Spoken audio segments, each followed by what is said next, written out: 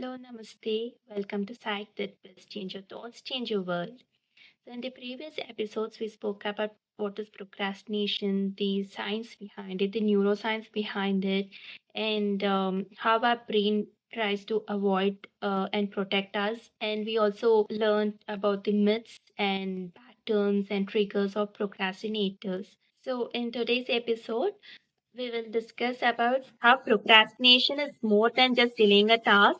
It can create a ripple effect that affects various aspects of our life, like relationships, career, and health.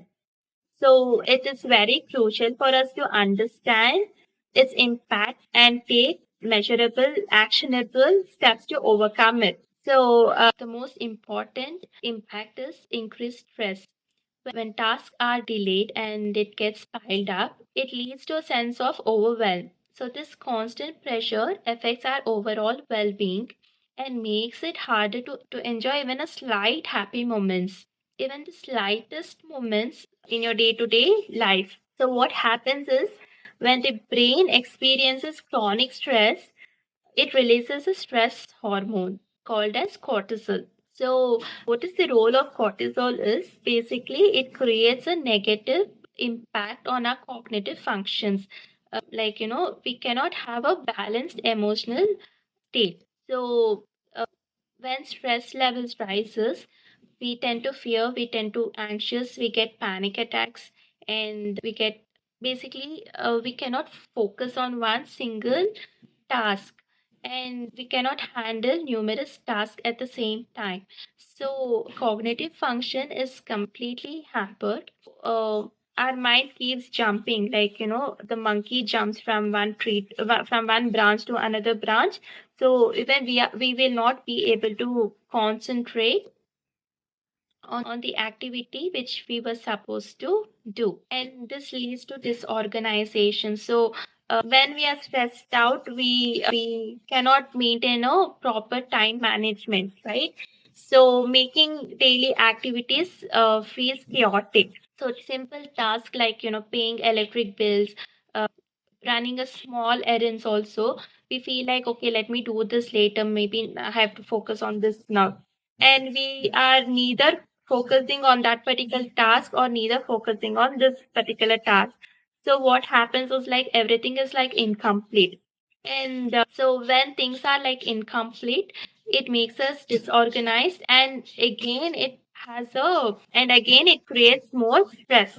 Really sorry, I have a construction going on next place, so there's a lot of noise. So in order to finish these impending tasks, we will postpone our personal or leisure activities, which is like me time. So when this me time is like absent, and we keep working up and increasing our stress more and more, this reduces our quality of life. It leads to frustration and resentment, which we can see in relationships. So, procrastination can affect personal relationships, especially when it involves shared responsibilities. For example, delaying important tasks like planning family events or paying bills can cause frustration and resentment from others who are dependent on you. So, if one partner consistently procrastinates, it can lead to conflicts and feeling of being burdened by the other person's lack of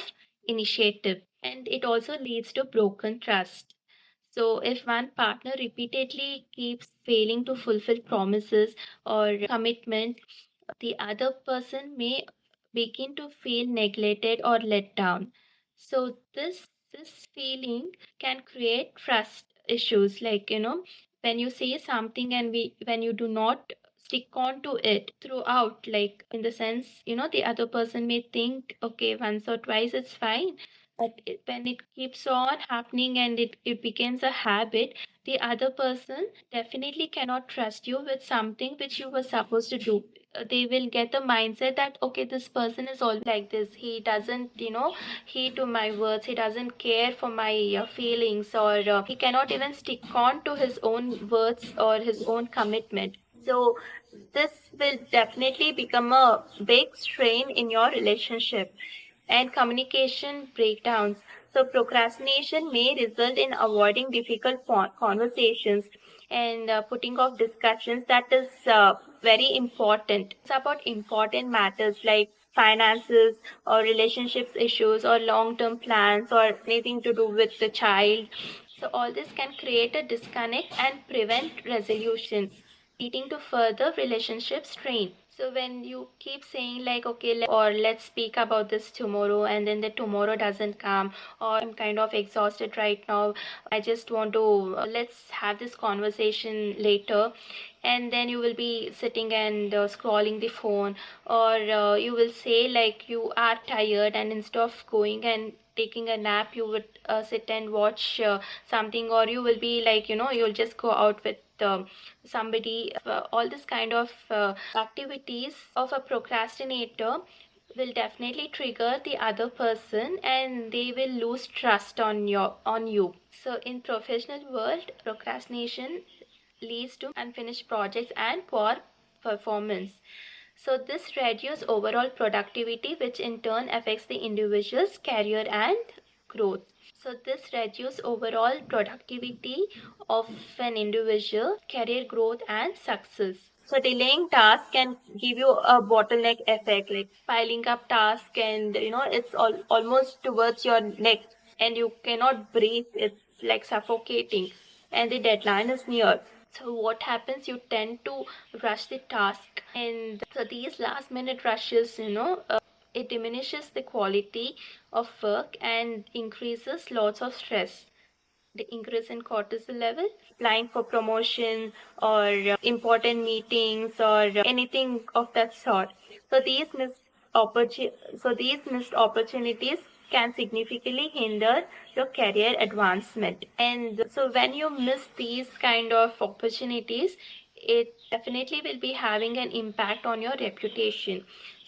So this may damage relationships with supervisors or your managers or colleagues, or even hinder future career prospects. And again, this gets linked to increased job stress and burnout. The pressure of catching up tasks can weigh down the mental and physical energy, making it harder to stay motivated in the long run. So this is how it impacts your career. And now let's focus on how it impacts your health. When stress is like too much, it leads to cortisol hormone, right? So, and what happens when this cortisol is released?